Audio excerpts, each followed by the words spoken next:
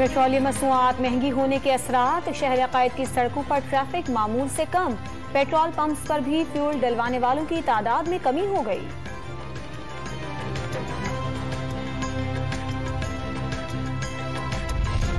Petroleum मसनूआत महंगी होने पर मवेशियों के व्यापारी भी परेशान। ट्रकों और ट्रॉलों के किराए दुगने होने पर अखराजात बढ़ गए।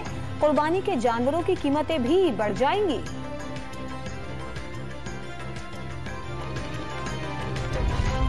NA-240 कराची में ज़िमनी इंतखाब के दौरान पोलिंग स्टेशन पर 2 सियासी जमातों के कारकुन लड़ पड़े। लाठियों और डंडों का इस्तेमाल, पुलिस ने सूरत हाल पर काबू पा लिया।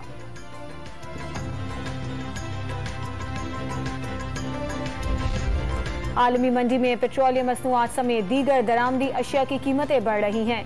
वफाकी वजीर एहसन इकबाल ने कीमतें बढ़ाना मुल्क को बचाने के लिए सियासी कुर्बानी करार दे दिया।